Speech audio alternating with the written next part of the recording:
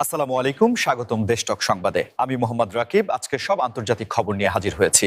শুরুতেই জানিয়ে দিব সংবাদ শিরোনাম, তারপর বিস্তারিত বর্ণনা। ২২৮ জন তালেবান সদস্যকে হত্যার দাবি পাকিস্তানের। ইসলামাবাদ সহ বিভিন্ন শহরে বিমান হামলার দাবি আফগানিস্তানের।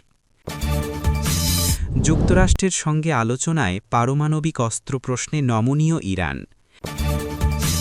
এপস্টিন সম্পর্কে কোনো তথ্য নেই, সাক্ষ্য দিতে ট্রাম্পকেও ডাকুন, জবানবন্দি পেয়ে হিলারি।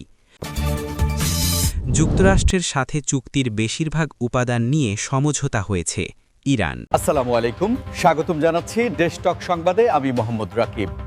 এতক্ষণ শুনছিলেন সংবাদ শিরোনাম, এবার বিস্তারিত। পাকিস্তান সরকার আনুষ্ঠানিকভাবে দাবি করেছে যে তাদের সাম্প্রতিক এক নিরাপত্তা অভিযানে ২২৮ জন তালেবান সদস্য নিহত বা নিষ্ক্রিয় হয়েছে, যা আঞ্চলিক রাজনীতিতে এক নতুন বিতর্কের জন্ম দিয়েছে।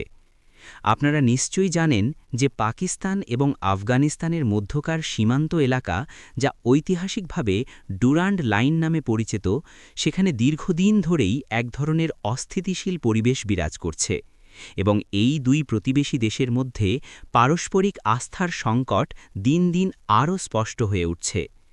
পাকিস্তানের নিরাপত্তা বাহিনী এবং পররাষ্ট্র মন্ত্রণালয়ের পক্ষ থেকে জানানো হয়েছে যে সীমান্তে অবৈধ অনুপ্রবেশ, চোরাচালান এবং বিভিন্ন অনাকাঙ্ক্ষিত তৎপরতা রোধ করার জন্য তারা বেশ কিছুদিন ধরে একটি ধারাবাহিক অভিযান পরিচালনা করে আসছিল এবং এই ২২৮ জন সদস্যের হতাহতের ঘটনাটি সেই চলমান অভিযানেরই একটি বড় ফলাফল বলে দাবি করা হচ্ছে। আন্তর্জাতিক সম্পর্ক বিশ্লেষকরা মনে করছেন যে পাকিস্তানের এই ধরনের প্রকাশ্য দাবি আসলে শুধু আফগানিস্তানের বর্তমান প্রশাসনের প্রতি একটি কঠোর বার্তা দেওয়াই নয়, বরং আন্তর্জাতিক সম্প্রদায়ের কাছে নিজেদের অভ্যন্তরীণ নিরাপত্তার বিষয়ে তাদের জিরো টলারেন্স নীতির একটি শক্ত প্রমাণ তুলে ধরা।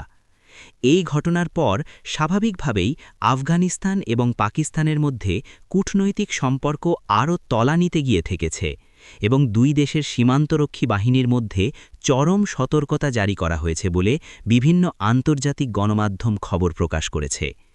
এই সীমান্ত উত্তেজনা শুধু রাজনৈতিক বা সামরিক দিক থেকেই নয়, বরং এর একটি বিশাল অর্থনৈতিক প্রভাবও রয়েছে, কারণ সীমান্ত বন্ধ থাকা বা উত্তেজনা বিরাজ করার কারণে দুই দেশের মধ্যকার স্বাভাবিক বাণিজ্য মারাত্মকভাবে ব্যাহত হচ্ছে, যার ফলে সাধারণ মানুষ এবং ব্যবসায়ীরা চরম অর্থনৈতিক ক্ষতির সম্মুখীন হচ্ছেন।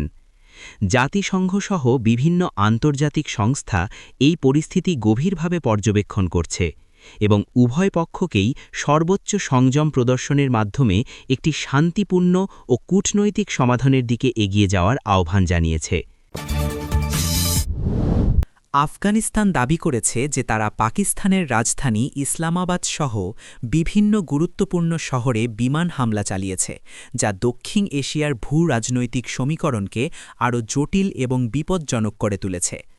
একটি দেশের রাজধানী এবং অন্যান্য প্রধান শহরগুলোর ওপর এ ধরনের হামলার দাবি শুধু সামরিক দৃষ্টিকোণ থেকেই নয়, বরং কূটনৈতিক দৃষ্টিকোণ থেকেও একটি অত্যন্ত গুরুত্বপূর্ণ বিষয়, কারণ এটি সরাসরি একটি সার্বভৌম রাষ্ট্রের নিরাপত্তার ওপর আঘাত হিসাবে গণ্য হয়। যদিও নিরপেক্ষ কোনো আন্তর্জাতিক গণমাধ্যম বা স্যাটেলাইট ডেটা এখনও পর্যন্ত এই দাবির শতভাগ সত্যতা নিশ্চিত করতে পারেনি, তবুও আফগানিস্তানের বর্তমান প্রশাসনের এই ধরনের বক্তব্য দুই দেশের মধ্যে বিরাজমান চরম উত্তেজনার মাত্রাকেই নির্দেশ করে। সামরিক বিশ্লেষকরা এই দাবিকে বেশ সতর্কতার সাথে বিশ্লেষণ করছেন, কারণ আফগানিস্তানের বর্তমান সামরিক সক্ষমতা এবং উন্নত রাডার ফাঁকি দিয়ে পাকিস্তানের মতো একটি দেশের আকাশসীমায় প্রবেশ করে রাজধানী পর্যন্ত হামলা চালানোর প্রযুক্তিগত সামর্থ্য নিয়ে অনেকের মনেই যথেষ্ট সন্দেহ রয়েছে। অনেকেই মনে করছেন এটি হয়তো বাস্তব কোনো বড় ধরনের হামলার চেয়ে মনস্তাত্ত্বিক চাপ প্রয়োগের একটি কৌশল বা প্রোপাগান্ডা হতে পারে, যা পাকিস্তানের পূর্ববর্তী দাবির একটি পাল্টা জবাব হিসাবে ব্যবহার করা হচ্ছে। তবে এই খবর ছড়িয়ে পড়ার পর থেকে পাকিস্তানের সাধারণ নাগরিকদের মধ্যে এক ধরনের আতঙ্ক এবং মিশ্র প্রতিক্রিয়া দেখা গেছে। যদিও পাকিস্তান সরকার দ্রুত জনগণকে শান্ত থাকার আহ্বান জানিয়েছে এবং তাদের আকাশ প্রতিরক্ষা ব্যবস্থা যে কোনো হুমকি মোকাবেলায় সম্পূর্ণ প্রস্তুত রয়েছে।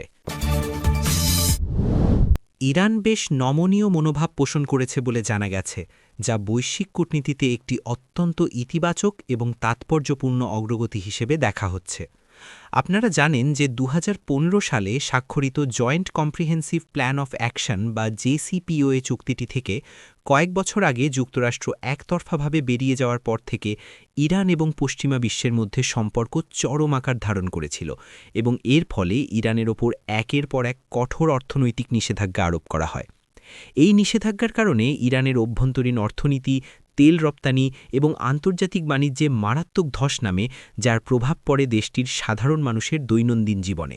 তবে সাম্প্রতিক এই খবরে বলা হচ্ছে যে ওমান এবং কাতারের মতো কিছু দেশের মধ্যস্থতায় পর্দার আড়ালে বেশ কিছুদিন ধরেই যুক্তরাষ্ট্র এবং ইরানের মধ্যে যে পরোক্ষ আলোচনা চলছিল, সেখানে ইরান তাদের পূর্বের কিছু কঠোর শর্ত থেকে সরে এসে একটি বাস্তবসম্মত ও গ্রহণযোগ্য সমাধানের দিকে এগিয়ে যাওয়ার আগ্রহ প্রকাশ করেছে। এই নমনীয়তার একটি বড় কারণ হতে পারে ইরানের বর্তমান অর্থনৈতিক চাপ কমানোর তীব্র প্রয়োজনীয়তা, কারণ তারা খুব ভালো করেই জানে যে আন্তর্জাতিক বাজার ব্যবস্থায় পুনরায় প্রবেশ করতে হলে এবং তাদের আটকে থাকা বিলিয়ন বিলিয়ন ডলারের সম্পদ মুক্ত করতে হলে পশ্চিমা বিশ্বের সাথে একটি সমঝোতায় আসা ছাড়া তাদের আর কোনো কার্যকর বিকল্প নেই। অন্যদিকে যুক্তরাষ্ট্রের দিক থেকেও বর্তমান বৈশ্বিক জ্বালানি সংকট এবং মধ্যপ্রাচ্যের অস্থিতিশীল পরিস্থিতি সামাল দেওয়ার জন্য ইরানের সাথে একটি চুক্তিতে পৌঁছানো অত্যন্ত জরুরি হয়ে পড়েছে, কারণ বিশ্ববাজারে ইরানের তেলের অবাধ সরবরাহ বিশ্বব্যাপী জ্বালানির দাম স্থিতিশীল রাখতে বড় ধরনের ভূমিকা রাখতে পারে। হিলারি ক্লিন্টন একটি আদালতের জবানবন্দিতে স্পষ্টভাবে জানিয়েছেন যে বিতর্কিত জেফ্রি এপস্টিন সম্পর্কে তার কাছে কোনো তথ্য নেই, বরং এই বিষয়ে বিস্তারিত সাক্ষ্য দেওয়ার জন্য সাবেক প্রেসিডেন্ট ডোনাল্ড ট্রাম্পকেও তলব করা উচিত বলে তিনি মন্তব্য করেছেন। এই খবরটি যুক্তরাষ্ট্রের রাজনৈতিক অঙ্গনে নতুন করে এক বিশাল বিতর্কের জন্ম দিয়েছে, কারণ এটি এমন একটি আইনি প্রক্রিয়াকে কেন্দ্র করে আবর্তিত হচ্ছে যা দীর্ঘকাল ধরে যুক্তরাষ্ট্রের এলিট সমাজ এবং রাজনৈতিক নেতাদের স্বচ্ছতার বিষয়ে জনমনে নানা প্রশ্নের জন্ম দিয়ে আসছে। হিলারি ক্লিন্টন তার জবানবন্দিতে অত্যন্ত দৃঢ়তার সাথে দাবি করেছেন যে তিনি কখনোই ওই বিতর্কিত ব্যক্তির কর্মকাণ্ডের সাথে যুক্ত ছিলেন না বা সেই সম্পর্কে তার কোনো ব্যক্তিগত জ্ঞান নেই, এবং একই সাথে তিনি আইনি প্রক্রিয়ার নিরপেক্ষতা বজায় রাখার স্বার্থে তার প্রাক্তন রাজনৈতিক প্রতিদ্বন্দ্বী ডোনাল্ড ট্রাম্পকেও এই বিষয়ে প্রকাশ্যে তার অবস্থান পরিষ্কার করার জন্য আইনি কাঠামোর আওতায় আনার আহ্বান জানিয়েছেন। এই ধরনের হাই প্রোফাইল জবানবন্দি শুধুমাত্র একটি আইনি পদক্ষেপের মধ্যেই সীমাবদ্ধ থাকে না, বরং এটি যুক্তরাষ্ট্রের আসন্ন নির্বাচন এবং রাজনৈতিক দলগুলোর ভোট ব্যাংকের ওপরও সরাসরি প্রভাব ফেলে, কারণ সাধারণ ভোটাররা সবসময় তাদের নেতাদের অতীত এবং স্বচ্ছতা সম্পর্কে জানতে অত্যন্ত আগ্রহী থাকেন। আপনারা যারা মার্কিন রাজনীতির খবরাখবর রাখেন তারা জানেন যে হিলারি ক্লিন্টন এবং ডোনাল্ড ট্রাম্পের মধ্যকার রাজনৈতিক দ্বন্দ্ব দীর্ঘদিনের এবং যে কোনো আইনি বা সামাজিক ইস্যুতেই তারা একে অপরের দিকে অভিযোগের আঙুল তুলতে পিছপা হন না। বর্তমান এই আইনি পরিস্থিতিতে হিলারির এই মন্তব্য ডোনাল্ড ট্রাম্পের জন্য নতুন করে কোনো রাজনৈতিক বা আইনি চাপ সৃষ্টি করবে কিনা তা নিয়ে রাজনৈতিক বিশ্লেষকরা ব্যাপকভাবে বিচার বিশ্লেষণ করছেন, বিশেষ করে যখন ট্রাম্প নিজেই সামনে আরও রাজনৈতিক ক্যাম্পেইনের প্রস্তুতি নিচ্ছেন। ইরান ও যুক্তরাষ্ট্রের মধ্যকার অত্যন্ত গুরুত্বপূর্ণ চুক্তি সংক্রান্ত আলোচনার সর্বশেষ আপডেটের দিকে, যেখানে ইরানের পক্ষ থেকে আনুষ্ঠানিকভাবে জানানো হয়েছে যে যুক্তরাষ্ট্রের সাথে সম্ভাব্য চুক্তির বেশিরভাগ উপাদান নিয়েই তাদের মধ্যে একটি প্রাথমিক সমঝোতা বা ঐক্যমত্য প্রতিষ্ঠিত হয়েছে।